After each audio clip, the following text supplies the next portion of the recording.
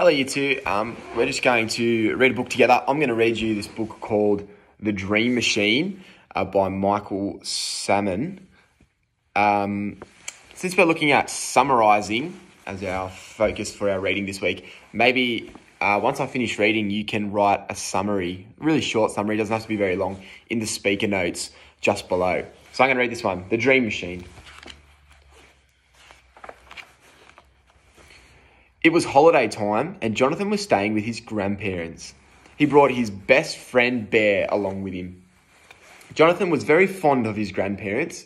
His grandmother often made beautiful cakes for him. His grandfather was a retired magician and often showed Jonathan fantastic tricks.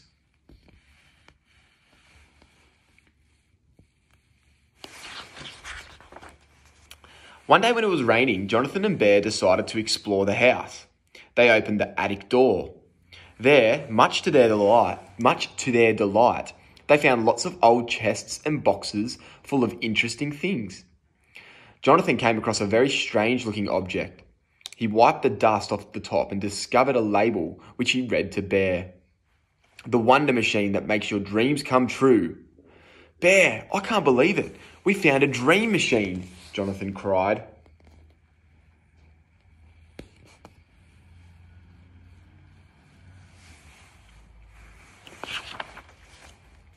That night, they moved the dream machine to their bedroom and read the instructions on the label. "Ensure that the person operating the machine is awake at all times," Bear read out. "I'll try it first," said Jonathan. "It's probably just another of Grandpa's old tricks." Bear pulled the handle back gently and the machine started to hum. Almost instantly, Jonathan was in dreamland, soaring into the sky.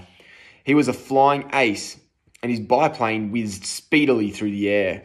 He was the king of the skies.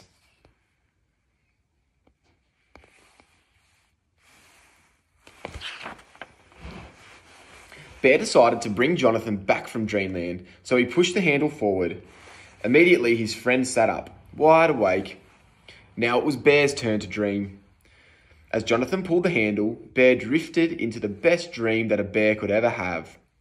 He was the official taster in a honey factory. His job was to test every single jar of honey. It seemed no time at all before Bear woke up with a big smile.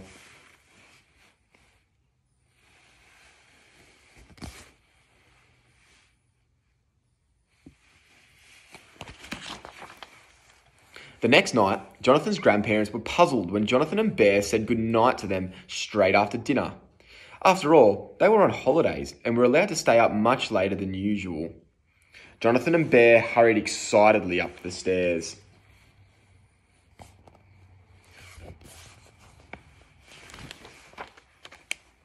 Jonathan had first turned on the dream machine again. This time he was a brave explorer, deep in the jungle of a lost world. Bear yawned. He leant on the machine, feeling very drowsy. His eyelids gradually closed and soon he was asleep. As Bear let go of the handle, the machine started to hum especially loudly.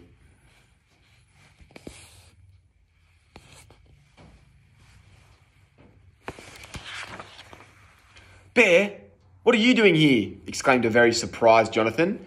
"This is my dream." Bear was just as astonished. This wasn't his idea of a dream at all. I don't know," he whispered, looking around. "I was feeling sleepy, and then I suddenly found myself here." There was a noise of shuffling and grunting behind the bushes. Something was going wrong with his dream.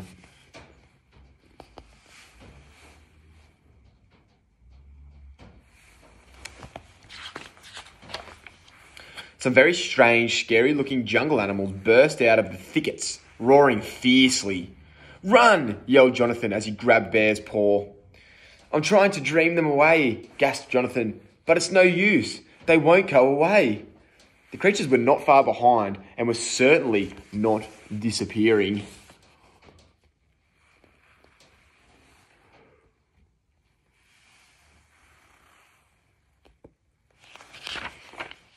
"We're trapped," moaned Jonathan as he glanced around. In front of them was a steep cliff, and behind them, the horrible creatures of the dream jungle were bearing down on them. There's nothing left to do, but...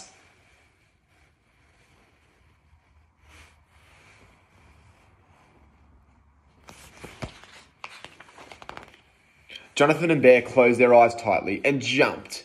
They felt themselves floating gently down as the wind whistled them around. Thump! They both woke up on the bedroom floor next to the bed. Grandfather was standing by the machine, pushing the handle forward. "I had a feeling you two were up to something," he said sternly as he helped them up. "And I was right. This dream machine isn't a toy.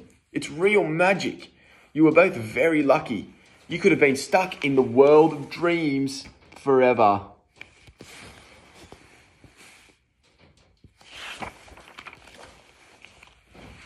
Grandfather took the dream machine back to the attic and locked the door.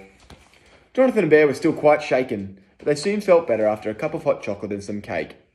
Bear had to agree that even though dream food was good, it didn't taste as good as the real thing.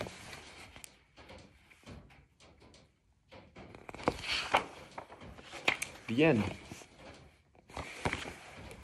So yes, you can write a summary, a really short summary. It doesn't have to be very long, but you can write a summary in the speaker notes just below. Have a good day.